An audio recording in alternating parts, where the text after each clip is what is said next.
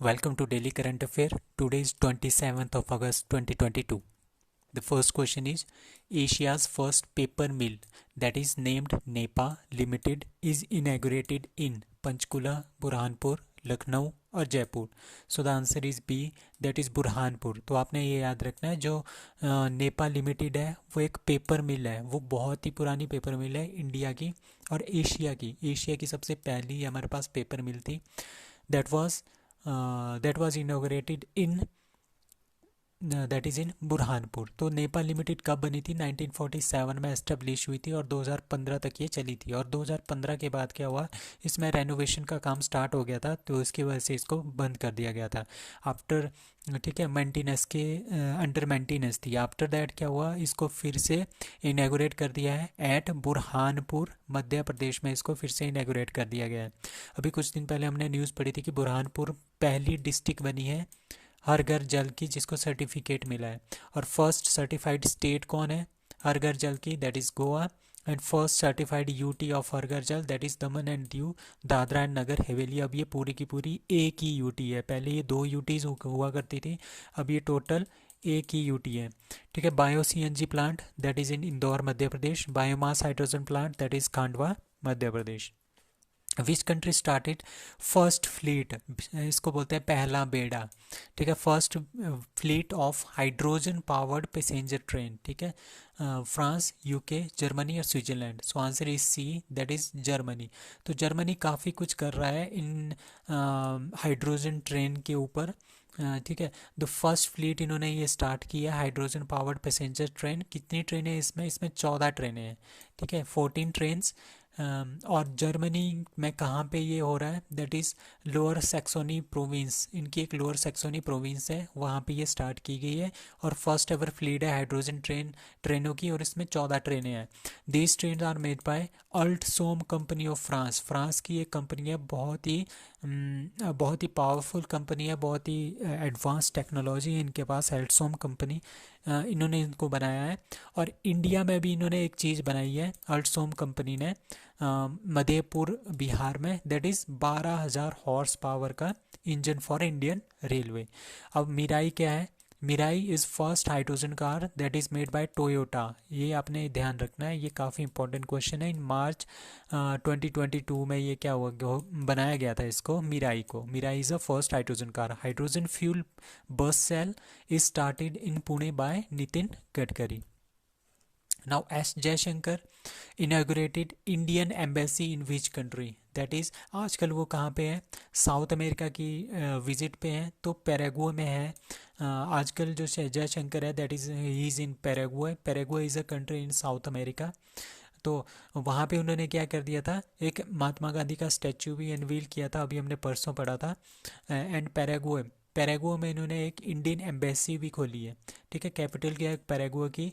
असंशियन इसकी कैपिटल है. Statue of Swami Vivekananda and Panduranga Khankhoje, इनकी जो स्टैचू है वो कहाँ पे ये इनाग्रेट करेंगे? That is in Mexico. अब आजकल ये कहाँ पे है? आजकल ये है साउथ अमेरिका में. साउथ अमेरिका में है एस जयशंकर, और वहाँ पे इन्होंने महात्मा गांधी की जो स्टैचू उनको अनवील किया है, और यहाँ पे इन्होंने एम्बेसी भी खोली है. बट उसके बाद ये कहाँ जाएंगे? नॉर्थ अमेरिका में. नॉर्थ अमेरिका कहाँ है? नॉर्थ अमेरिका के सबसे नीचे वाली कंट्री दैट इज़ मैक्सिको. वहाँ पे ये अनवील करेंगे स्वामी विवेकानंद और पांडुरंग खानडोजे की मूर्तियाँ.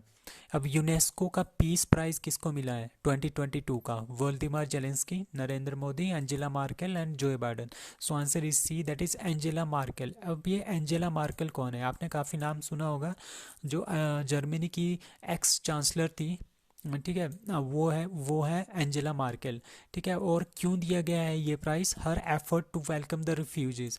अब आपको पता है कि 2015-16 में काफ़ी ज़्यादा क्राइसिस चल रहे थे अफ़गानिस्तान में, इराक में, सीरिया में और इरिट्रिया में. तो वहाँ से काफ़ी ज़्यादा लोग जो एज ए रिफ्यूज़ी वहाँ से भाग गए थे, और उनको एक्सेप्ट किया था जर्मनी ने उस टाइम पे. ठीक है. 1.2 मिलियन रिफ्यूजीज़ उन्होंने एक्सेप्ट किए थे, और उस टाइम जो चांसलर थी वो थी एंजेला मार्केल. ठीक है। प्रेजेंट चांसलर, आजकल चांसलर कौन है जर्मनी के? ही इज ओलफ स्कोल्स, और इससे पहले थे एंजेला मार्केल। अब यूनेस्को के बारे में जानते हैं। UNESCO founded in 16 November 1945। UNESCO का हेडक्वार्टर पेरिस, फ्रांस। यूनेस्को की टोटल मेंबर है 193 कंट्रीज, और यूनेस्को के हेड है एड्रे अजूले।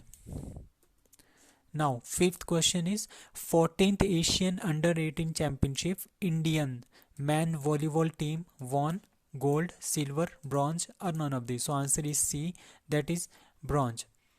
ठीक है। एशिया के जो अंडर 18 चैंपियनशिप हो रही है वॉलीबॉल की, that is in Iran, Tehran में। ईरान की कैपिटल है तेहरान, तो ये वहाँ पे हो रही है।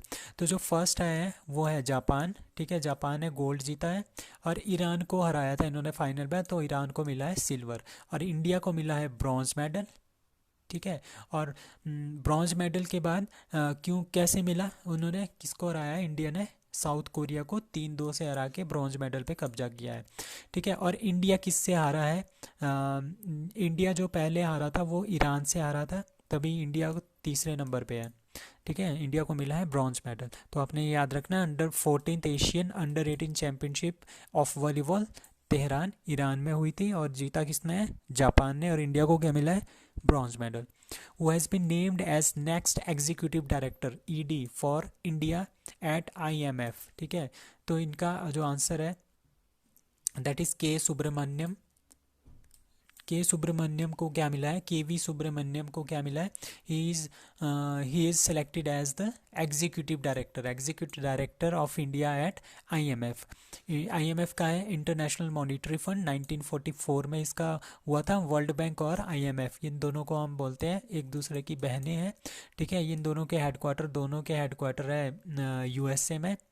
हम्म, और और ये एक ही दिन ये हुए थे। ब्रेटन वुड्स का सम्मेलन हुआ था कहाँ पे? यूएसए में। और 1944 में ये दोनों बने थे, और ये दोनों क्या करते हैं? फाइनेंशियल इंस्टीट्यूशन है, ये दोनों क्या देते हैं? पैसे देते हैं। आईएमएफ कब देता है पैसे? आईएमएफ जो वर्ल्ड बैंक है, वर्ल्ड बैंक हम कोई भी किसी भी कंट्रीज़ को ये पैसा दे सकता है जो इसके मेंबर्स हैं। और जो आईएमएफ है, इसके जो मेंबर्स होंगे, ये जो भी आईएमएफ के मेंबर्स होंगे 190 कंट्री, 190 कंट्रीज़ हैं, तो उनको ये क्या देगा? लोन देगा। बट जो वर्ल्ड बैंक है वो कभी भी लोन दे सकता है। ठीक है, बट जो आईएमएफ है वो कब लोन देता है? जब उनकी हालत बहुत ही ख़त्म हो गई हो, जब उनको कोई भी लोन नहीं दे रहा हो, तब आईएमएफ इसको क्या देता है? लोन देता है। लाइक जैसे श्रीलंका के हाल है आजकल, तो वो भी है, पाकिस्तान के भी हाल है, उनको भी देता है। मतलब कि जिनकी इकोनॉमी बिल्कुल ही ठप है, उनको रिवाइव करने के लिए आईएमएफ लोन देता है। अब अब जो एस सुब्रमण्यम है वो रिप्लेस करेंगे सुरजीत एस भल्ला को, जो कि एग्जीक्यूटिव डायरेक्टर है इंडिया के इन आईएमएफ। वो 31 अक्टूबर को रिटायर हो जाएंगे, और उसके बदले में कौन आएंगे? के सुब्रमण्यम, आपने ध्यान रखना है। अब विनय मोहन क्वात्रा कौन है? Is the foreign secretary of India. Ajay Kumar Bhalla home secretary of India. Anant Nageswaran is the chief economic adviser of India at present. Who has been appointed the chairman of DRDO. ठीक है जी। आजकल कौन है? अभी तक कौन थे? जी सतीश रेड्डी थे। ठीक है, G Satheesh Reddy was the chairman of DRDO. But अब किसको इन जो जी सतीश रेड्डी है उनको क्या बना दिया है? साइंटिफिक एडवाइज़र बना दिया है। ठीक है, किसके लिए? राजनाथ सिंह। डिफेंस मिनिस्टर जो है हमारे पास, उनका नाम क्या है? राजनाथ सिंह। उनके जो है इनको बना दिया है साइंटिफिक एडवाइज़र जी सतीश रेड्डी को, और उनकी जगह पे समीर वी कमत को क्या बना दिया है? डीआरडीओ का chairman. Sameer V Kamat was appointed secretary, पहले ये secretary of department of defence and research का सेक्रेटरी, एंड डीआरडीओ के इनको क्या बना दिया है? चेयरमैन बना दिया है। एस वी समत हुई इज बिन, ये हमारे पास डायरेक्टर जनरल हैं कहाँ के? नेवल सिस्टम के and material at DRDO. And ये किसको रिप्लेस करेंगे? जी सतीश रेड्डी को ये रिप्लेस करेंगे। क्यों करेंगे? क्योंकि जी सतीश रेड्डी को क्या बना दिया गया है? साइंटिफिक एडवाइज़र बना दिया गया है to defence minister of India, that is Rajnath Singh के scientific adviser. Now who became youngest person to fly solo. अकेले ही इन्होंने फ्लाई किया है around the world by using micro light plane. वो कौन है? Zara Rutherford, Max Verstappen, and none of these. So answer is B, that is Mack Rutherford. तो ये 17 साल के पायलट हैं मैक रदरफोर्ड। उन्होंने क्या कर दिया, ये अकेले ही इन्होंने एक छोटा सा जहाज़ पकड़ा, उनका नाम है माइक्रोलाइट प्लेन था ये। इसमें बैठ के क्या कर दिया इन्होंने, ये अभी 17 साल के हैं, ठीक है। इस पे बैठ के इन्होंने पूरे वर्ल्ड का जो एक चक्कर लगा दिया है, ठीक है। कहाँ से, बुल्गारिया से स्टार्ट हुए थे और बुल्गारिया में ही इन्होंने लैंड किया है वापस, ठीक है। और ये इनके पास ड्यूल नेशनैलिटी है, बेल्जियन की है और ब्रिटिश की है, ठीक है। तो इनको बेल्जियन ब्रिटिश ड्यूल नेशनल है ये, ठीक है। अब इन्होंने क्या कर दिया, एक साथ इन्होंने 2 गिनीज वर्ल्ड रिकॉर्ड बना दिए हैं। एक ये यंगेस्ट पर्सन बने हैं जो कि पूरे वर्ल्ड में अकेले घूमे हैं, और ये यंगेस्ट पर्सन बने हैं जिन्होंने माइक्रो लाइट प्लेन पूरे वर्ल्ड की यात्रा के लिए माइक्रो लाइट प्लेन जो है यूज़ किया है। तो इन्होंने 2 गिनीज रिकॉर्ड जो है बना दिए हैं। इसका नाम है, क्या नाम है, मैक रदरफोर्ड। अब जारा रदरफोर्ड कौन है, जारा रदरफोर्ड एक यंगेस्ट फीमेल है, ये 19 साल की थी। तब उन्होंने क्या किया है, एक सिंगल एक जहाज़ लेके उसमें बैठ के, अकेले बैठ के पूरे वर्ल्ड का चक्कर इन्होंने लगाया था। Her name is Zara Rutherford. तो फीमेल कौन है, जारा रदरफोर्ड, और मेल कौन है, Mack Rutherford. Which motor bike company tie up with UNESCO to promote cultural heritage of India, that is Royal Enfield. So Royal Enfield आपको पता है, जो हिमालयन लेह लद्दाख वगैरह जाते हैं तो रॉयल एनफील्ड वहाँ पे काफ़ी ज़्यादा यूज़ की जाती है। तो royal Enfield motor bike company ने यूनेस्को के साथ मिलकर क्या कर दिया है, उनको कल्चरल हेरिटेज जो इंडिया की है, इंटेंजिबल कल्चरल हेरिटेज और अदर कल्चरल हेरिटेज, उनको प्रमोट करने के लिए इनके साथ टाई अप किया है, ठीक है। Now 20th edition of Bio Asia 2023 will be hosted by Telangana.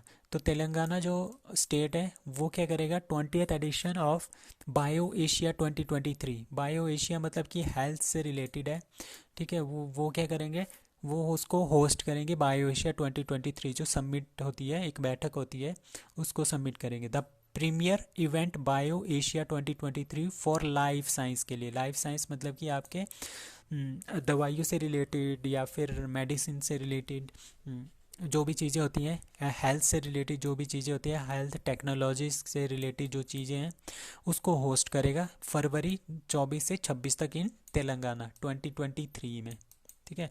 Bio Asia 2023 का लोगो एंड थीम क्या है, एडवांसिंग फॉर वन, ठीक है, shaping the next generation of humanised health care with a virtual attendance. ये वर्चुअली होगा, 37,500 लोग इसमें आएंगे। एंड कितनी कंट्रीज़ होंगी, 70 कंट्री, एशिया की 70 कंट्रीज़ होंगी। बायो एशिया एशिया की कंट्रीज़ भी होंगी और कुछ और कंटिनेंट्स की भी इसमें कंट्रीज जो कंट्रीज़ है वो पार्टिसिपेट करेंगी। बायो एशिया 2022 एक बहुत ही ज़्यादा सक्सेस रहा था, इसीलिए बायो 2023 को भी एक्सपेक्ट कर रहे हैं कि वो भी इसी तरह से सक्सेसफुल होगी। So 20th edition of Bio Asia 2023 will be hosted in Telangana